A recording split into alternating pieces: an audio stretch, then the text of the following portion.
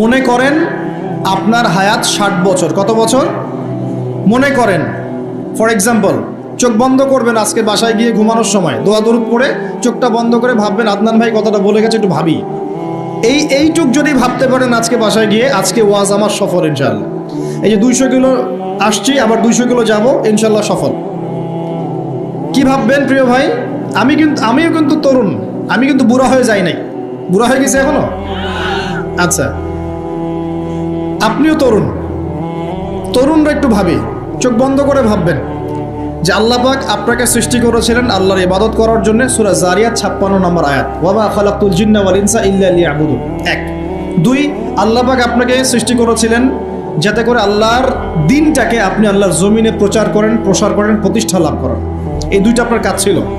এখন আপনার বয়স হয়ে গেছে 30 বা 25, ধরে নেন যে আপনার হায়াত 60 বছর। তার মানে আপনার জীবনে বাকি আছে এখন 30 বছর। এই যে 30 বছর আপনি নষ্ট করেছেন বা চলে গেছে, চোখ বন্ধ করে চিন্তা করবেন এই 30 বছরে কত ওয়াক্ত নামাজ পড়েছেন, কতদিন রোজা রেখেছেন, এই 30 বছরে 30টা আয়াত আপনি পড়েছেন কি না, এই 30 বছরে 30টা সূরা আপনি শিখেছেন কি না, 30 বছরে আপনি 30টা ইসলামিক বই পড়েছেন কি না, আপনি নবীর 30টা হাদিস পড়েছেন কি না, 30 দিন জামাতের সাথে নামাজ পড়েছেন কি না, 30 দিন দিনের দাওয়াত দিয়েছেন কি না, 30টা দিন দান সদকা করেছেন কি না। আমি খুব বেসিক কথা বলছি, আমি বলিনি আপনি 30 দিন 30টা যুদ্ধ করেছেন কিনা, এই কথা বলিনি। আমি আপনাকে বেসিক কথা বলছি, একদম বেসিক প্রাইমারি কথা।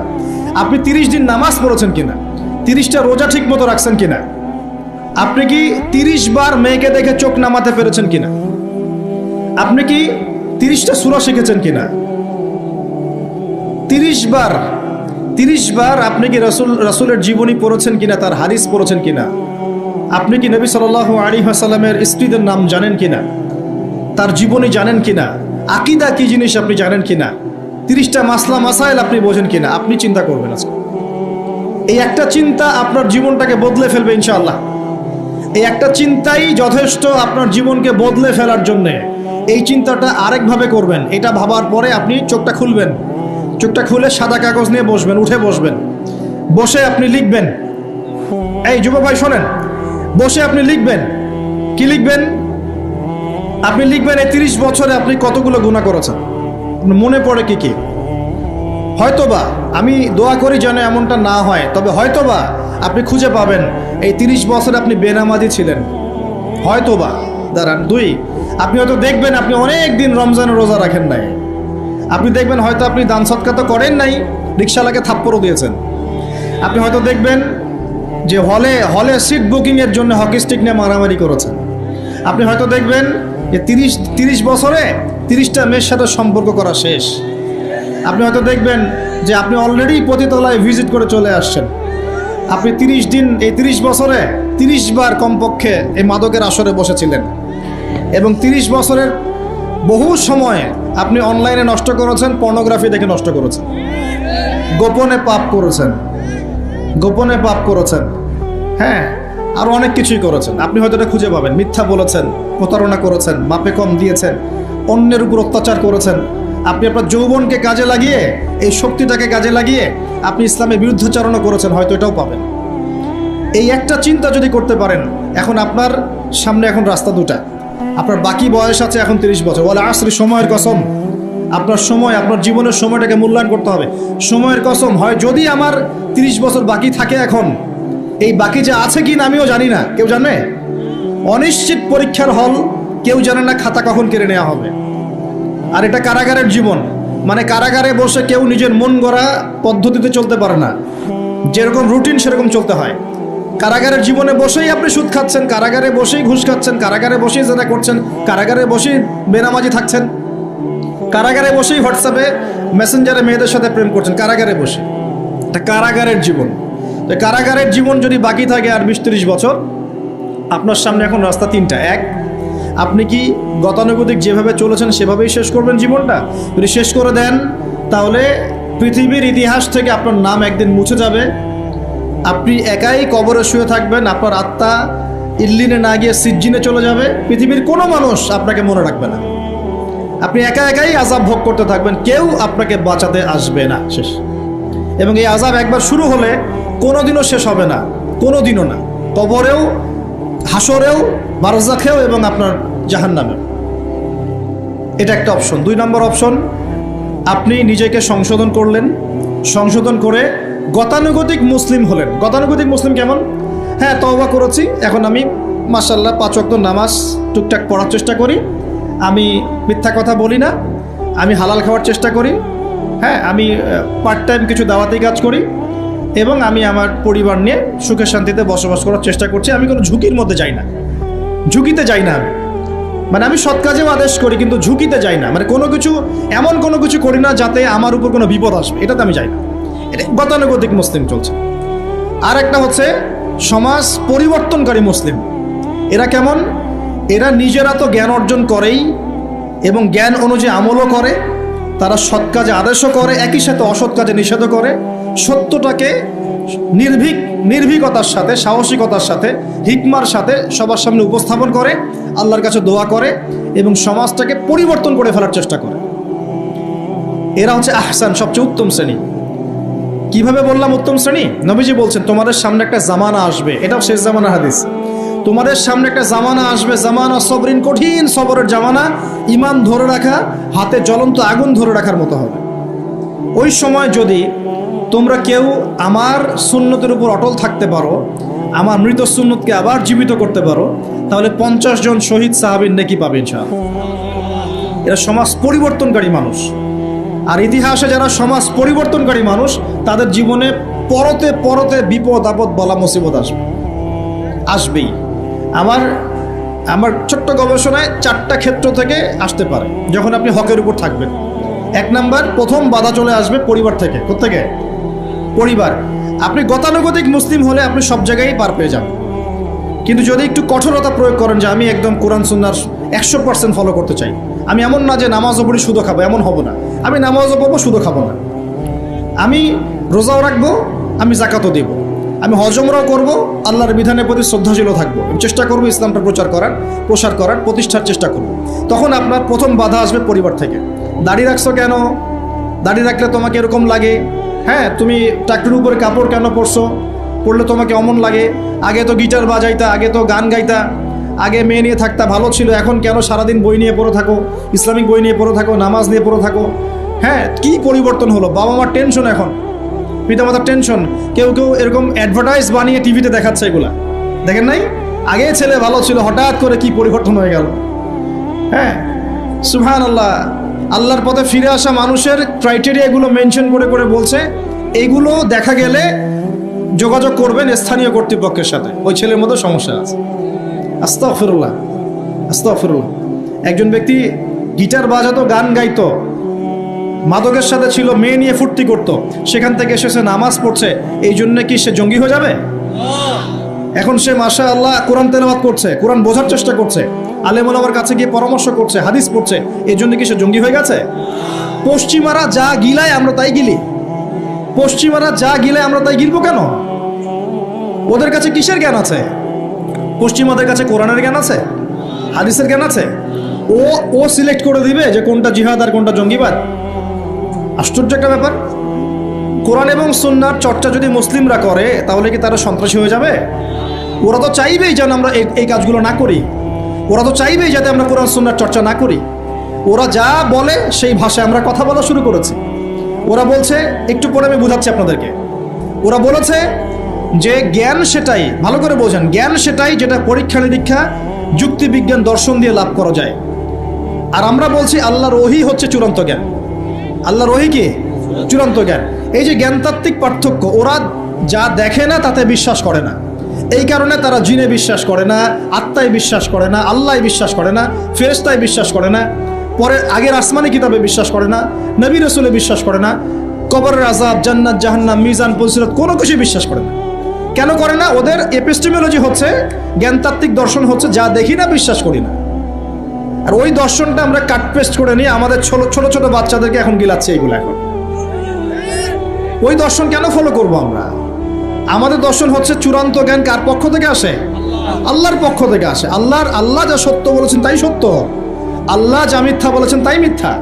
আল্লাহর ওহী চূড়ান্ত সত্য মিথ্যার মানদণ্ড, মানুষের যুক্তি বিজ্ঞান দর্শন নয়। এই জায়গায় তো পার্থক্য, সে করেই তো পার্থক্য। এই জ্ঞানতাত্ত্বিক সংজ্ঞায় পার্থক্য বলেই তো আপনাকে ডারউইনের মতবাদ পড়াচ্ছে, কারণ সে তো বিশ্বাসই করে না যে মানুষকে আল্লাহ সৃষ্টি করেছে। আর আমরা বিশ্বাস করি আদম আলাইহিস সালামকে সৃষ্টি করেছেন কে। অতএব এই মতবাদের আমাদের কোনো প্রয়োজন নাই, কারণ আমরা তো জানি কোরআনে আল্লাহ পাক এটা বলেছেন। যে জানে না, যার কাছে কোরআন নাই, যার কাছে হাদিস নাই, তার ওই মতবাদের প্রয়োজন আছে, আমার তো নাই। ওরা যা বলে আমরা তাই গেলার চেষ্টা করি। ওরা এগুলো সংজ্ঞা শিখিয়ে দিয়েছে যে মুসলিম যুবকরা এরকম এরকম করলে তারা খারাপ হয়ে যাবে, এখন ব্যাস এটা প্রচার করা হচ্ছে। আশ্চর্য বিষয়।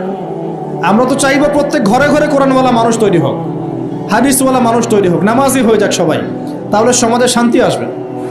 একজন নামাজি ব্যক্তি বেশি ভদ্র হয় না বেনামাজি ভদ্র হয় বলেন?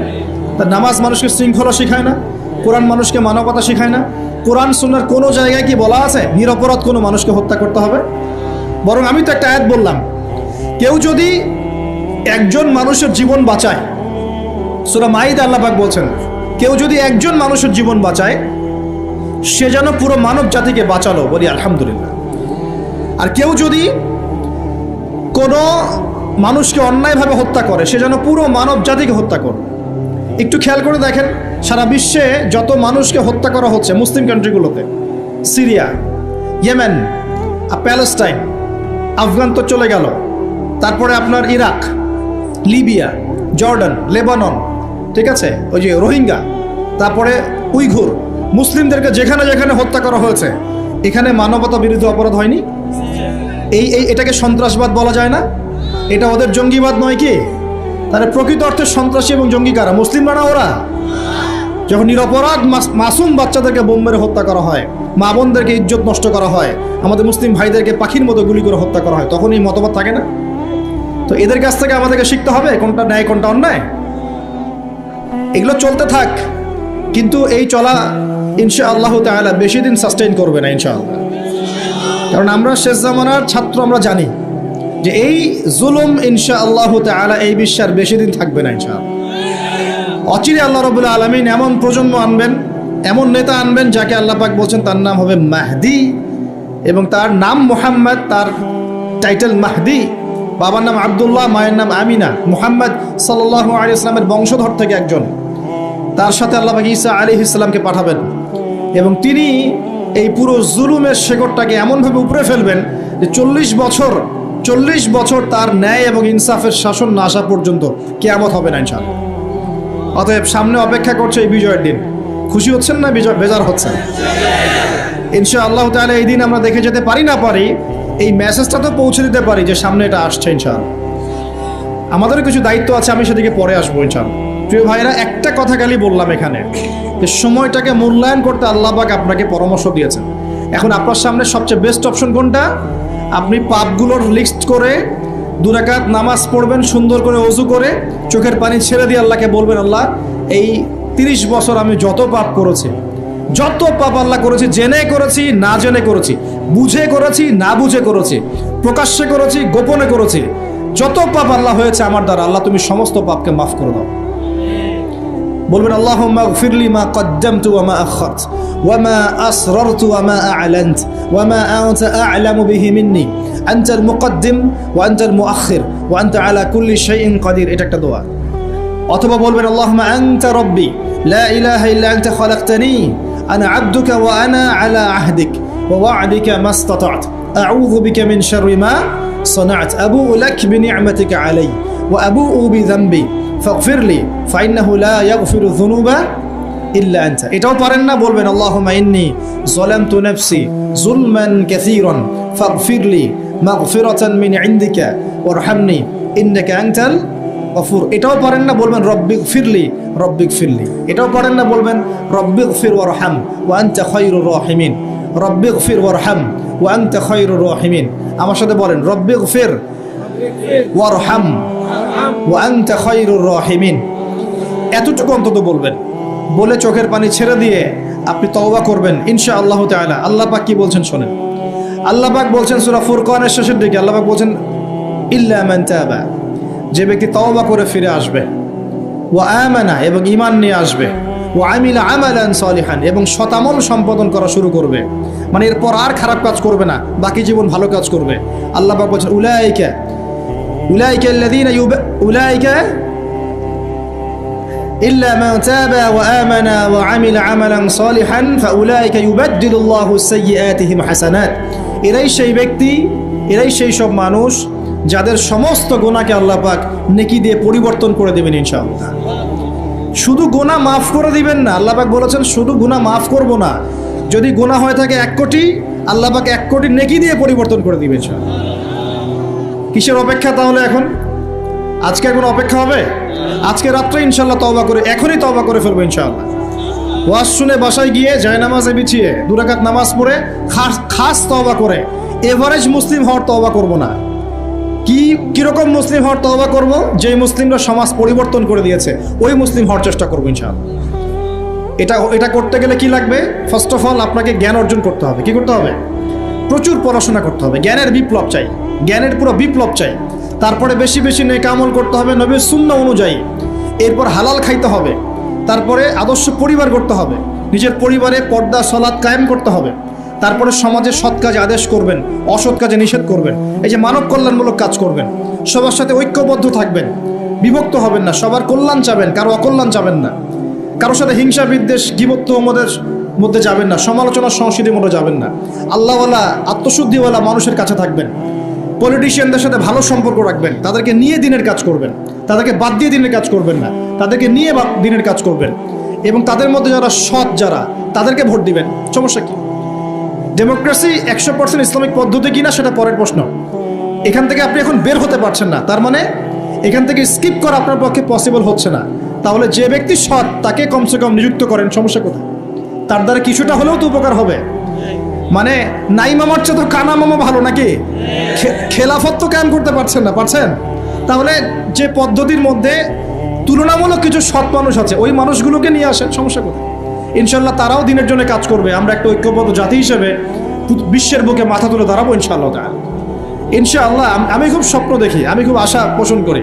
আর স্বপ্ন দেখতে হয়, স্বপ্নই আপনাকে ঘুমাতে দিবে না। স্বপ্ন কি? স্বপ্ন দেখতে হয়। স্বপ্ন নিয়েই তো মানুষ বাঁচে। একটা উন্নত জাতি গঠনের এবং সব দিক থেকে সমৃদ্ধ একটা দেশ গঠনের স্বপ্ন আমরা সবাই দেখব, কেন দেখব না? এই স্বপ্ন নিয়ে আমরা বাঁচবো, ইসলামিকভাবে গড়বো, যাতে বিশ্বের বুকে আমাদের দেশটা মাথা তুলে দাঁড়াতে পারে ইনশাআল্লাহ। মাথা তুলে দাঁড়াবো মানে কাতার একটা ছোট্ট কান্ট্রি না, ঢাকা শহরের সমানও হয়তো না। কাতার এত ছোট কান্ট্রি, এই ছোট্ট একটা কান্ট্রি সারা বিশ্বের বড় বড় অ্যাফেয়ার্সের মধ্যে মাথা ঢুকাচ্ছে।